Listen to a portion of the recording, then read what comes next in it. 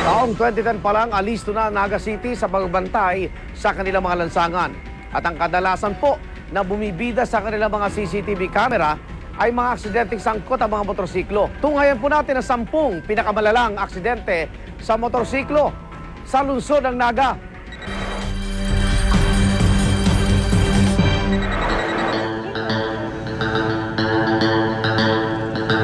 Isang abalang syudad ang Naga City, kaya naman araw o gabi, dagsa ang mga sasakyan.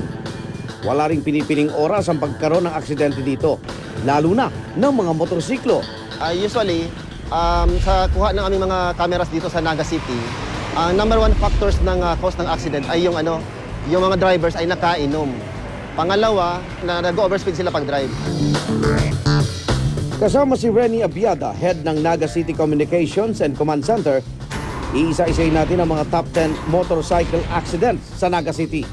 Yung base po natin, yung lakas ng impact ng collision, yung severity ng damage doon sa tao, sa casualty, then yung severity ng damage doon sa mga bihikulo. Marangkada sa number 10 ng self-accident ng isang rider sa Mabolo Bridge. Mabilis yung takbo ng driver, sumwimplang, kung makikita mo, medyo malayo yung skid marks na ginawa niya doon sa kalsada. Ayon sa rider na si Jeffrey Aldis, nag-slide ang kanyang motor matapos may madaan ng buhangin sa kalsada. Sa bilis ang pagsadsad ng motorsiklo, nag-spark pa ito sa pagtama sa semento. At kahit wala na siyang nakabanggaan, nanganib pa rin ang kanyang buhay. Ang natatanda ko, nag-slide lang ako. Tapos yun, wala na akong ibang natatandaan. Nung nangyari sa yun, nawala na ako ng malay. Tapos pag-gising ko lang kinabukasan, nasa hospital na ako. Hanggang ngayon ay nagmomotor pa rin si Jeffrey, pero ang tinamong head crack, nagsilbing paalala para mas maging maingat sa kalsada. Doble ingat na, tapos lesson na yun nangyari sa akin. Dalawang motorsiklo nagsalpukan naman ang pasok sa ika-9 na pwesto. Yung number 9 natin, yung sa may crossing ng Magsaysay Avenue at Balatas Road. Involving yung dalawang motorsiklo, yung isang motorsiklo liliko sa kaliwa at nagsalpukan doon sa gitna ng crossing ng Magsaysay at Balatas. Natumba ang mga sakay ng mga motorsiklo at kahit paika-ika, sinikap nilang pumunta sa may gilid ng kalsada.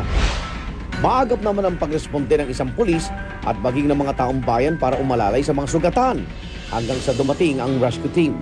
Yung mga sakay po, medyo slightly injured din lang yon, pero dinala din sa hospital for proper medical attention. Dalawang nagbangga ang motorsiklo rin ang sapul na sapul sa number 8 spot. Yung number 8 natin, involved din yung dalawang motorsiklo dyan sa kahabaan ng Elias Angeles Street. Yung isang motor galing ng Bagumbayan Sur, liliko sa may Santona Street. Then yung isang motorsiklo din galing sa downtown Naga, liliko sa kanan going din Santona. Doon sila nagpang-abot sa may intersection na yon. Kaya sumemplang yung motor. Yung isang galing Bagumbayan na driver, heavily injured, kaya dinala sa hospital. Ang biktima malubhang na sugatan, kinilalang si PO1 Jeffrey Aquino. Kahit nawalan siya ng malay pagkatapos ng salpukan, tandang-tanda naman niya ang nangyari bago sila magkabanggaan. Naalala ko lang po yung biglang nag-overtake sa akin tapos hindi siya nag-signal light tapos biglang liko. Ang aksidente yun, nag-iwan ng malaking pinsala kay PO1 Aquino. Nagkaroon po ako ng sugat sa mukha, na-fractured yung 7th rib ko tapos nawasak yung eardrum ko sa kanan. Ang masaklap kahit alagad siya ng batas, naging mailap ang hustisya sa kanyang sinapit. Hindi na po ako nakapagreklamo kasi hindi man po na-identify yung motor na involved sa... Bagamat napatawad na niya ang naka-aksidente sa kanya, pakiusap niya rito at sa lahat ng mga rider na mag-ingat sa kalsada para hindi makadisgrasya ng iba. Sa disgrasya rin nauwi ang walang habas na pag-overtake ng isang rider sa kapwa niya nagmomotorsiklo. Pasok sa top 7. Nag-somersault yung isang motor, nag-somersault ng mga 180 degrees. So, assuming malakas yung impact doon, kaya although naka-helmet siya, medyo malala yung tama niya. Sa pagsalpukan ng dalawang motorsiklo, agad na nakatayo ang rider ng motor na nag-overtake. Ang sakay naman ng motorsiklong nabangga niya, hindi agad nakabangon. Yung mga sakay po, medyo slightly injured din lang yon, pero dinala din sa hospital for proper medical attention. Dahil rin sa hindi tamang pag-overtake, ang dahilan ng aksidenteng pasok sa ika-6 na pwesto. Involving isang SUV at isang motorcycle, dito rin sa kahabaan ng Magsaysay Avenue. Medyo mabilis yung takbo ng motor, kaya nasagi ng SUV, kaya sumemplang doon sa kalsada. Agad na nakatayo ang isa sa mga sakay ng motor at sinikap niyang alalayan sa pagtayo ang kasama. Pero tila luba itong nasaktan kaya hindi makatayo. Yung nakamotor, medyo heavy din yung injury, kaya dinala din sa Bicol Medical, sa hospital for medical. Nauwi rin sa ospital ang biyahe ng mga sakay ng isang motorsiklo na pasok naman sa ikalimang pwesto. Ang nakasagupa ng motorsiklo sa kalsada, isang tricycle. Involving din ang isang motorsiklo, dalawa yung lulan at isang tricycle.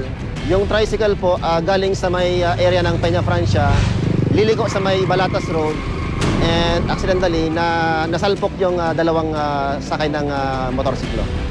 Hindi na nakayanan pang makatayo ng dalawang sakay ng motorsiklo at dinala sila sa pagamutan para mabigyan ng atensyong medikal. Kung ang motorsiklo sa ikalimang pwesto, binulagan ng tricycle na nakabanggaan. Ang motorsiklo naman sa top 4 spot. Sinikap ang iwasan ng paparating na trike. Motorsiklo din, saka isang motorcycle with open sidecar. Bali po, dalawa yung lula ng motorsiklo. Diyan sila nagkasagyan sa gitna ng Magsaysay and Balatas Road. Kahit sinubukan pang kumabig ng rider ang motor, gumwewang ang kanyang motor at nasapul pa rin ang tricycle. Kahit iika-ika, nakatayo naman ang rider, pati na rin ang mga sakay ng trike. Subalit, kinailangan pa rin silang dalhin sa ospital. Kapit lang mga igan dahil mamaya sa listo, ilalantad na natin ang tatlong pinakamalagim na aksidente sa motorsiklo.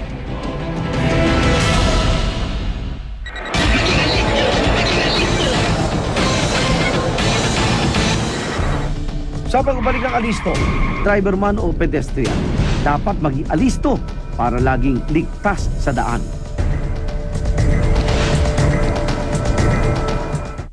Walang patidang aksyon sa alisto.